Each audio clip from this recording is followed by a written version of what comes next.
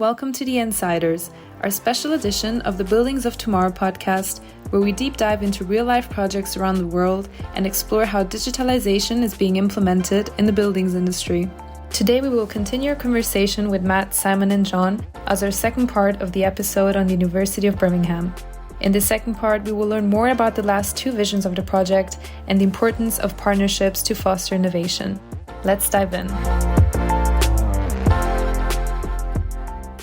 We talked about three goals, and we've talked a lot about this partnership around innovation, education, research, and of course, when those results and those changes are implemented and then brought in the real world onto the campuses, we start to look at the second stage, which is around creating that smart university campus and addressing some of the market trends that you mentioned, Matt, around the expectations of students, the different ways that people want to and need to learn moving forward into the future and enabling that.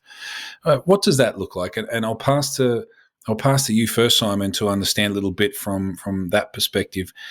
What does that look like for this aspect of the project? How does that partnership really affecting and charging towards that goal of creating this smart university campus?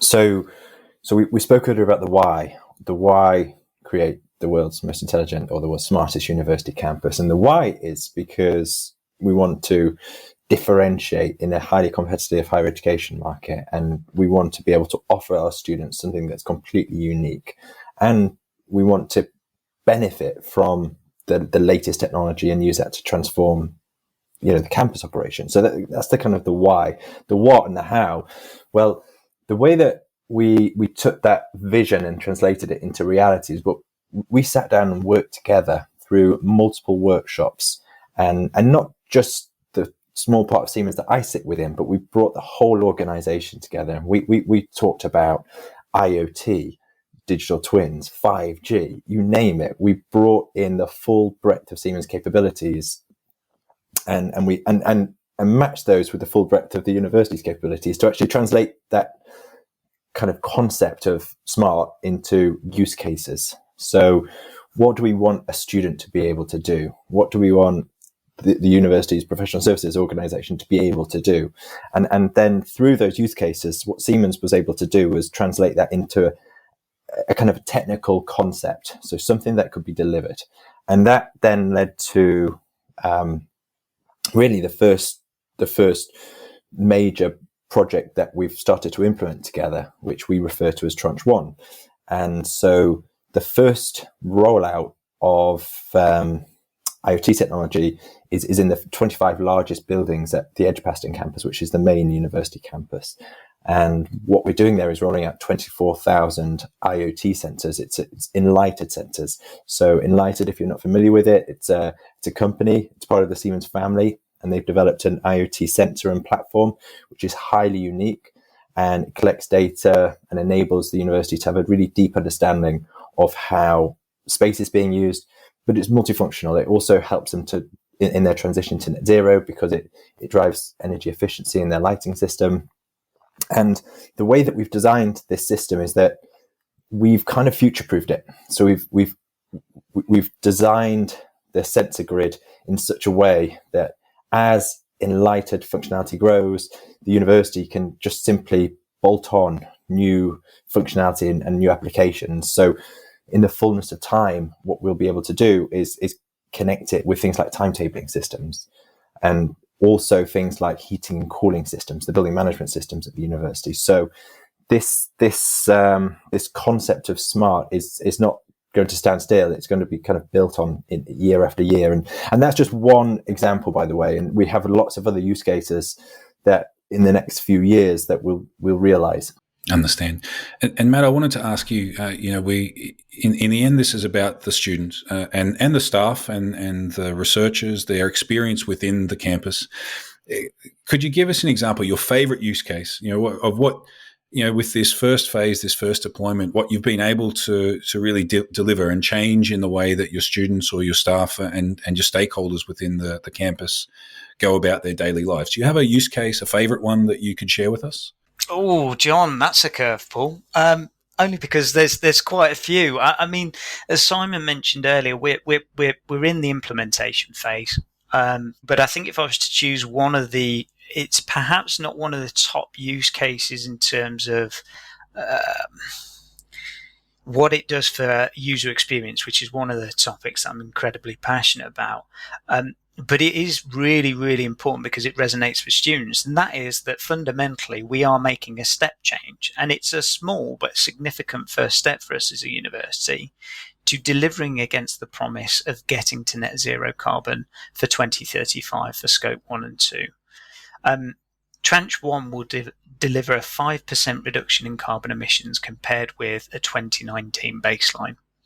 So actually, one of the things that I'm really proud of is that we can say with confidence that we've listened to the feedback, which is, as a student that's coming to a university like ours, sustainability is really important. And we've heard that message a couple of times now in recent conversations and student forums. And now we're actually in a position where we can demonstrate the steps that we are taking as an organisation to make that significant first step. And I think actually having the credibility of an industry player alongside us who's got the expertise to help support an organisation like ours really helps to reinforce the commitment that we are making as an organisation. I think in terms of looking further ahead, it'd be unfair for me to comment on one particular use case because I'd get it in the neck from an academic colleague who'd say, hang on a minute, I thought we talked about a great idea only last week. There are many, but I do definitely see there being a real opportunity when you start to actually take the IoT data center, the IoT sensors, and you start to leverage the data because of the richness in terms of the level of data that you can extract from these sensors. I'm led to believe that an IoT enlightened sensor has got as much processing power as an iPhone. I mean, if that is true, then that is a huge window of opportunity.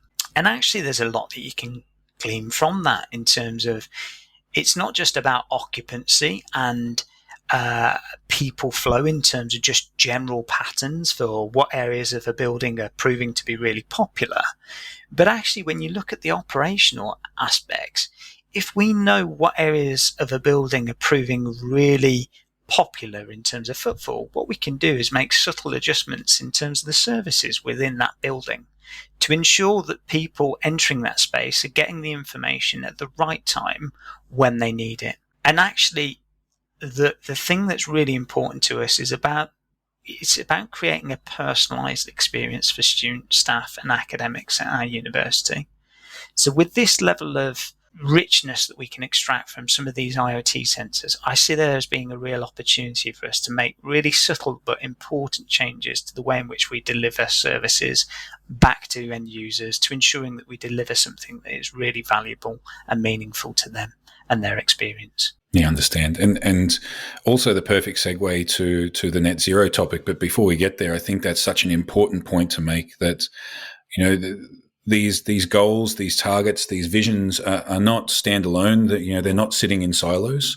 The ability to really deliver innovation and deliver, on the promises and the expectations, the goals of these partnerships means that different implementations can support all of these different goals. You can, with more information within a space, you can absolutely turn the lights on and off. You can save energy from heating and cooling, but you can also understand better how people use spaces, deliver them better information, enable them to really take full advantage of those spaces. And the systems behind may be the same, but it's how you leverage the information and use it to achieve your goals, which is really important. So I think that's an amazing point for us to take into the next conversation around net zero, because as you say, a single system, in this case, a technical system, can support several of these goals. And it's just having the vision and the understanding about what you want to achieve, which enables that to happen. That's also, I imagine, an exciting thing, knowing that once you have the information, once you have the transparency, once you have that understanding, it's then the creativity and the imagination of your stakeholders, your researchers, your academics that can then find the next use case and the next use case in 1 year, 2 years, 5 years time, and continue to improve this process. let's jump into the last one of your three strategic visions and goals, which was around net zero. And we talked about it a little bit already. And you just mentioned, Matt, this ability to already reduce by 5% your carbon footprint, to already demonstrate and take action on the expectations set by society, set by your students. I guess my question to you is, setting a net zero goal is a huge challenge. We talked about it before. It's a complex problem. How did you as an organization get to that expectation, or setting yourselves that expectation, that commitment?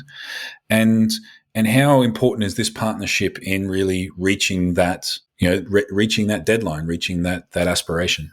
Yeah, I mean, what I think preceded this commitment to net zero was an understanding that the university needed to decarbonize, and it needed to understand the challenge of net zero before it made a commitment on the date. And I think that's the right approach, because too often across society, not just in higher education, but across society, we've seen organizations commit to net zero because they think more, they think of it as a simple, easy flick of a switch thing to achieve. And they think, we'll just align it to a decade, 2030. That sounds right. I think that's underappreciating the complexity of achieving net zero. And I think that what the university did was said, look, we know it's going to be a big challenge. We haven't got all the details in front of us to be able to make an informed decision about what that date should be. We need to understand the technical challenges. We need to understand the commercial challenges that are in front of us. And so that was one of the key kind of aims of the first phase of the partnership, is that let's understand that challenge and let's detail all the things that we need to do in order to reach net zero. And then we'll make a commitment on the date. And so what Siemens and the university did together was to get a very deep understanding of the energy system, because energy and carbon are essentially one and the same thing.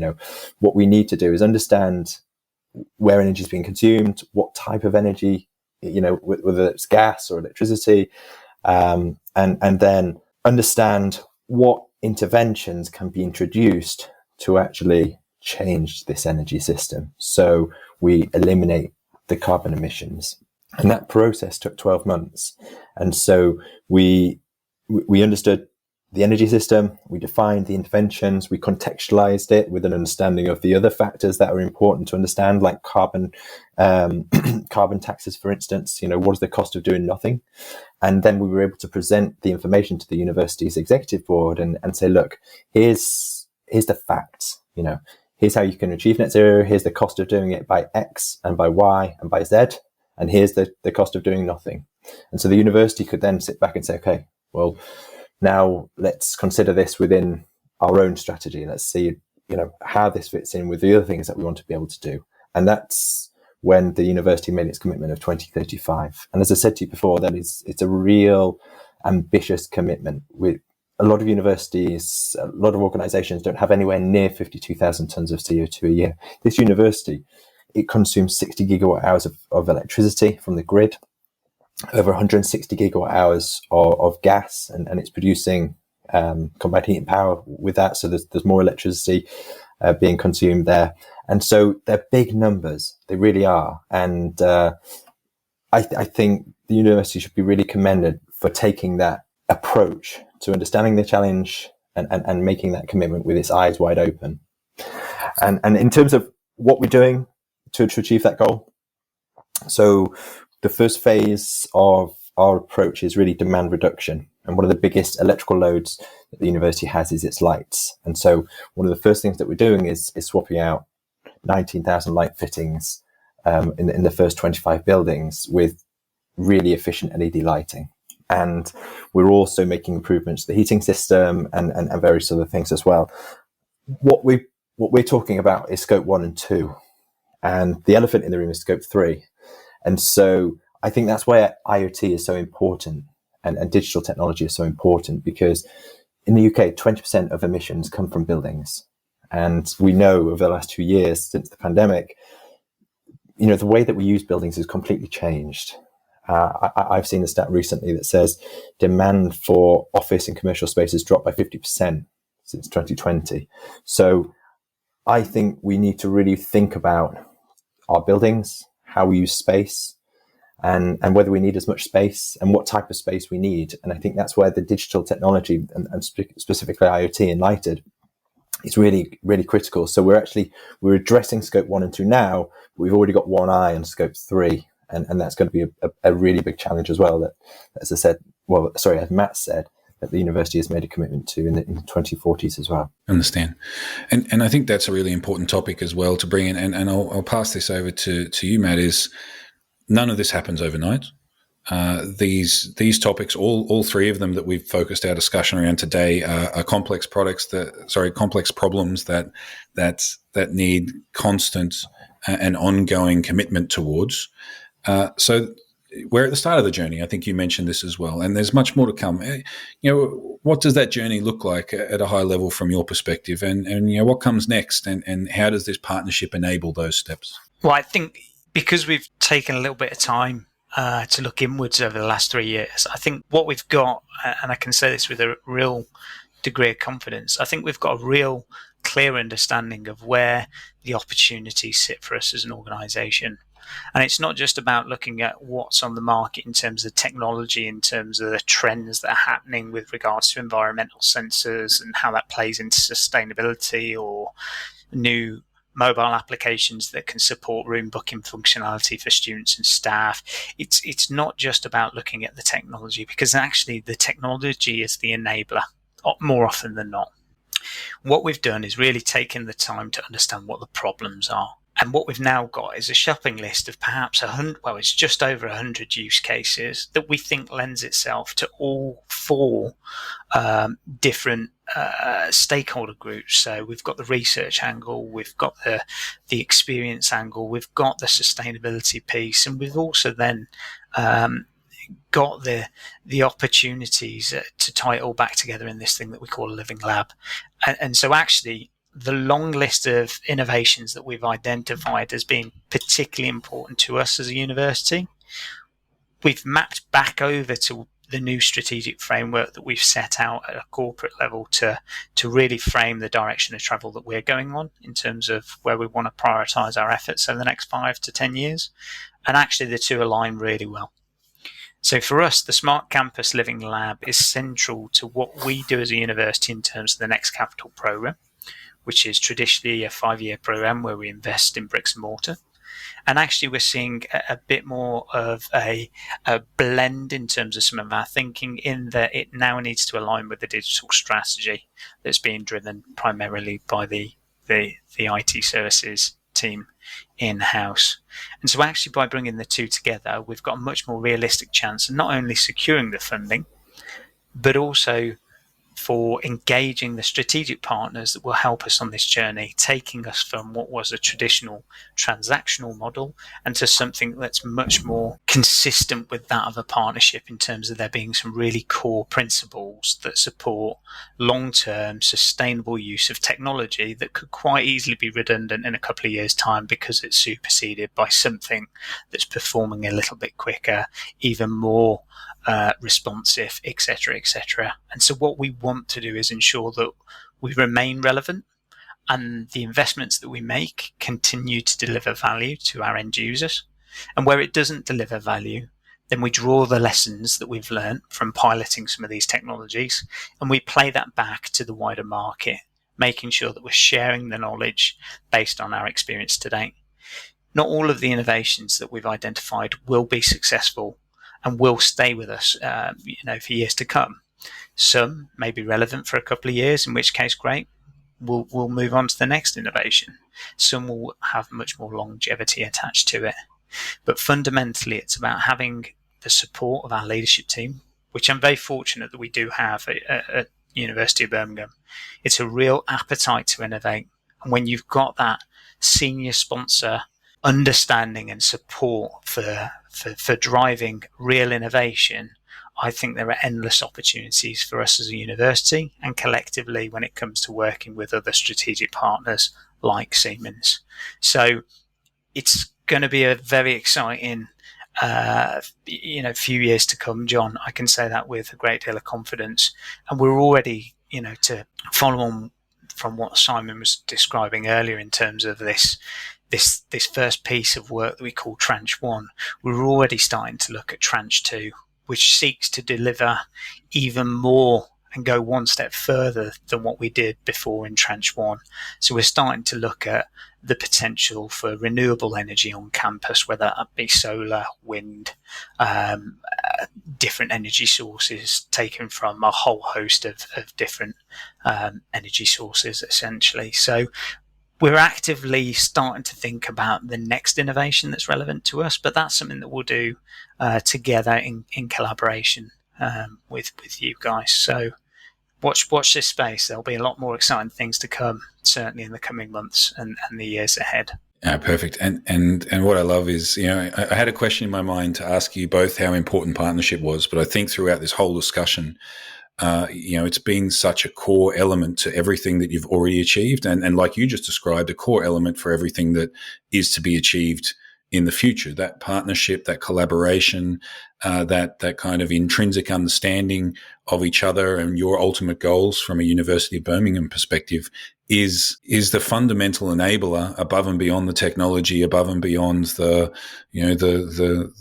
activities, let's call it, to really make this possible. Is that a reasonable summary from your perspective, Matt? I think so. And, I think for us, both organizations need to remain, true to their values. We need to be transparent. There'll be some things that Siemens will do and they'll do very good. And there'll be other things that just, it's not your area of expertise. And so I think what we recognize is it's going to be a blend. And there'll be times where actually we need to lean heavily on the expertise of Siemens, because actually it is crucial to ensuring that we've got that level of market readiness in terms of some of the thought process and the knowledge and expertise from experience elsewhere. But other times there'll be some stuff that, we may need to go back out to the market with. And I think from the conversations that we've had today, I think there is a really clear understanding of where the strengths and capabilities of both parties align really well. So long may that continue. Bring it on. Same for you, I guess, Simon. Yeah, absolutely. Matt and you've both summarized it really nicely, so I've got nothing to add. Just a long time of collaboration and some good fun and exciting times ahead. Both of you, thank you so much. I've stolen a little bit more time, and it's been a really interesting and let's call it an engaging conversation. Really gives an insight into when we talk about these kinds of projects. If we want to really try and achieve these goals, smart buildings, smart cities, smart campuses, this collaboration, this partnership, and this broad vision across the ultimate goals, is such an important part of it. But it ties down to every activity, every system, every deliverable, whatever it might be. I wanted to loop back to the very start. We talked at the beginning about 3 words that you used to summarize this project.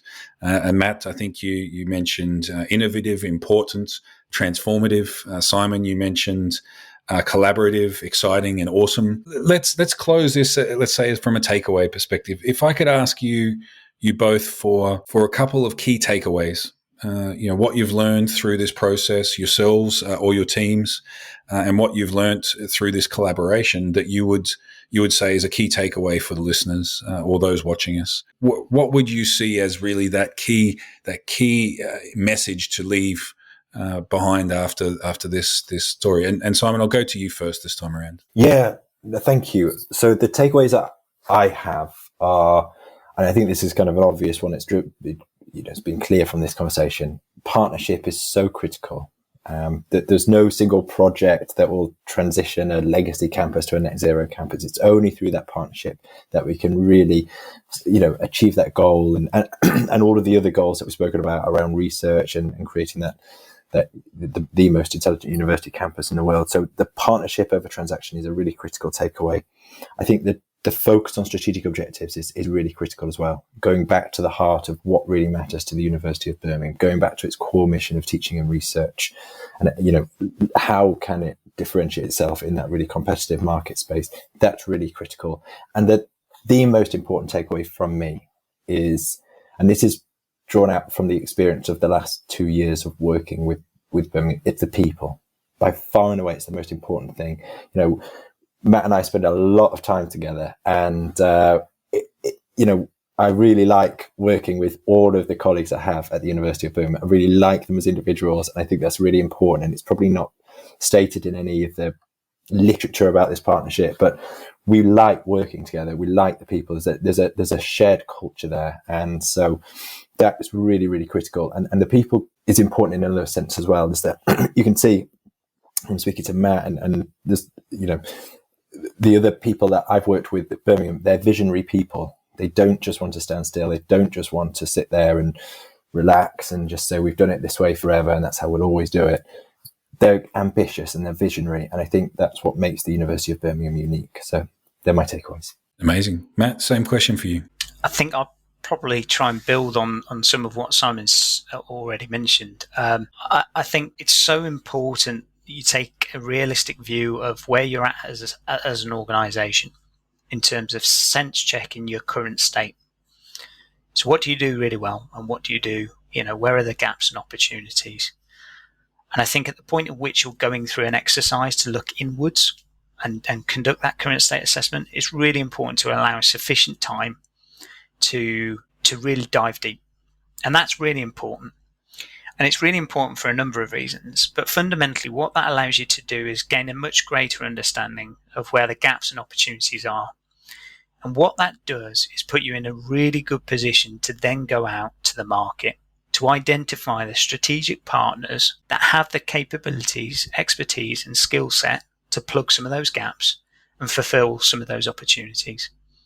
So had we not done that exercise over a 3-year period prior to engaging Siemens directly on delivering the smartest campus in the world with us, I don't think we would have been able to accelerate some of the ideas that surfaced through that 3-year period. I think it would actually have delayed the process and potentially led to a bit more confusion. So actually looking inwards is a really important step to ensuring that you position yourselves in the way in which you get the most out of the long-term partnerships that you strive to achieve and essentially unlock. And then to tie it all back together again, don't be afraid to fail, because not everything will go swimmingly. You won't get everything right first time. And that for me is a really important aspect when you're talking about culture and developing a culture of innovation. It's important that you accept there's going to be a huge amount of change. If you're serious about driving innovation, it will require change. And change takes time, and it requires patience, and it requires a whole lot of hard work and effort. So allow time to go through that, to break down the barriers, to bring people with you on that journey, because it's so important that you do that. And every organisation is different, so it will take some much longer to do it than others, but it's a really important part of the process. And then I think my third and final takeaway is talk to the people inside your organisation and continue to check in with them to ensure that the ideas that you're pursuing are still relevant and still likely to deliver value back to the organisation. We've discovered some fantastic ideas for us as an organisation. Not all of them will look to achieve and deliver within the first year or two of engaging in a partnership like this. That's not to say it's not a good idea. It might just be a question of timing, and it might just be a question of making sure that we get the right partner or the right technology solution to plug those gaps in order to fulfill those opportunities. So, just be prepared to put the time and effort in to continuously talk with your people and make sure that the ideas that you're putting forward as part of a future business case continue to deliver value. Because if they don't deliver the value that you expect, then fundamentally it's a difficult way back from there. So it's important that you continue to check in with your people and your colleagues. Perfect. Amazing. Thank you both. A really fun conversation, really interesting conversation. Let's say a conversation that's from the discussion, of course, but also what we know from the project is not over. I look forward to checking in, hearing more, understanding what the next steps are, what the next projects are, what the next use cases are. But until that day, thank you both. Thank you so much for your time and your insight. It was really much appreciated. So thanks so much for joining us. Thank you, John. My pleasure. Thanks, John, for having us. And thank you, everyone who's listening to us, watching us. Thank you so much. Remember to like, share, comment on this episode, subscribe to us wherever you are listening or watching us, and look out for new episodes as we come.